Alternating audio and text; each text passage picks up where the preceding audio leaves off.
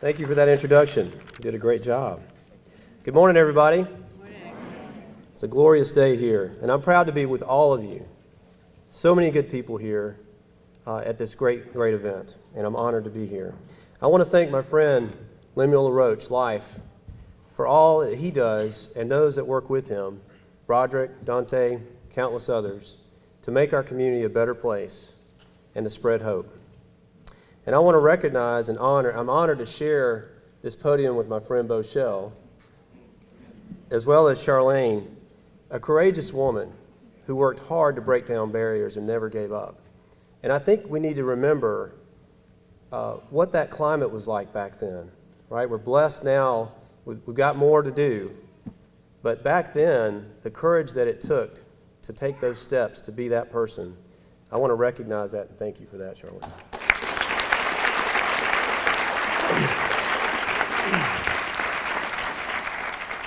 You know, I'm proud to be with you in our city, your city, and my city.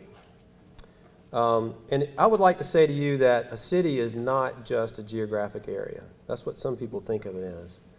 I would argue that it's more of an idea, right? So America is more than a geographic area, it's an idea. People have seen America for generations as hope. And with things going on like they are on the national level, folks are despondent. They're concerned. Their vision for America is not what's being cast right now. So I would like to say to you, I would suggest that we can do this work here in Athens. We need to develop a common vision for where we want this community to go. We need to create space for each of us to share that with each other. That's being done right now with Envision Athens. And I hope that you're taking the advantage of participating in that, because the folks that have participated in it, and we've had exit interviews, 99.5% of them said that it was a productive conversation, and 99.5% said they were going to come back. Okay, that's 600 folks. It needs to be more than that. We cannot hear from one segment of the community. We have to hear from all segments of the community. And for the young folks out there, this is very much about you. Because when we talk about 20 years from now, you'll be the ones leading the community. Or you can start now, like Bo Shell, and start leading right now. So I want to encourage you to be a part of that. There's a lot of good things going on. There's a lot of good energy right now. And I think we can use some of the negativity going on and some of the despondent feeling going on at the national level to really do good work here. I'd like to share a couple of other things, particularly with the younger folks. First off, I'd like to share with y'all the secret for success. Anybody interested in that? And it's funny because Bo and I were sitting here talking, and he is following this recipe to a T, so it works. And here's a real live example of it. Right, Bo? Yes, sir. There's three things, and if you do these three things, I guarantee you through practice, you make it a part of what you do, okay, you will be successful. The first is watch others that do great things. Watch others who are achieving, okay? That could be people like Life. That could be people like Charlene. That could be the guy that just beat you on the basketball court, okay? Watch those people and learn from them. That's number one. Number two, there's three, and that's it. Number two is be prepared for opportunity, because it will come your way, and you most likely won't see it coming. But if you're ready, if you've readied yourself to take advantage of it, that will propel you forward. The third thing, and this is a simple concept, harder to put into play, is first start off with making one good decision, and then make sure that the next decision after that is a good decision, and the next decision after that. And if you can string along good decisions like that, you'll find yourself moving along on the road to success. And that is why chess and community is so cool. That is why chess and community is good for you. Because when you play chess, you are actually practicing the secret to success. You're watching your opponent. You're learning from your opponent. You're watching them. You've got to be able to seize that opportunity. And Bo was telling me about a time when he got particularly excited because he was racing his pawn to the far side, and his opponent was using his king to try to catch him.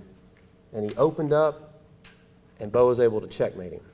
That's how chess works. You got to seize that opportunity when it happens.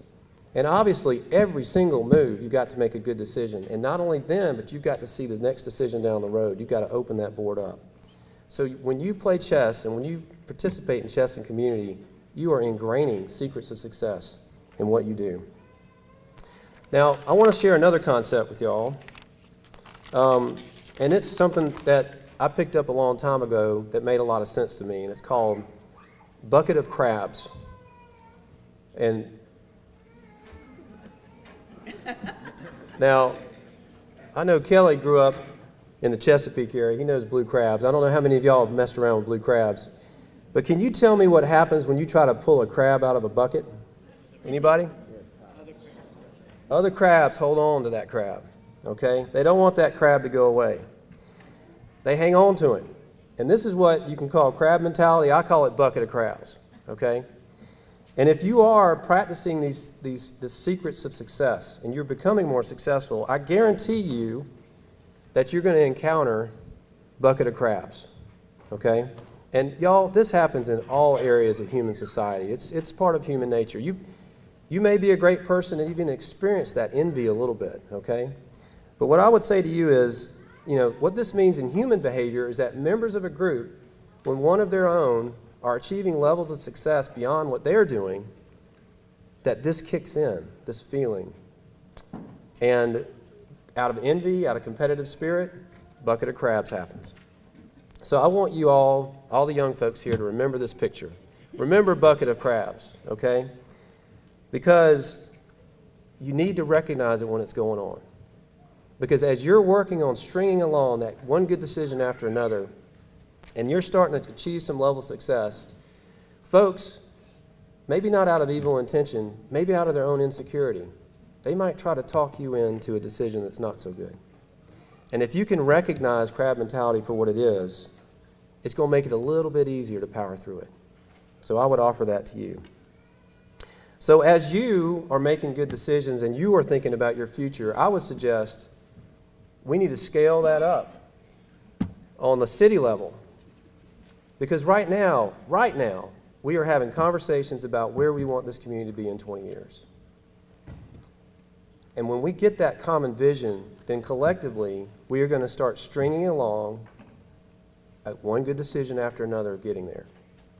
So as you're getting your life in order, you need to also be paying attention to what's going on a broader level, because this community affects your life in so many ways.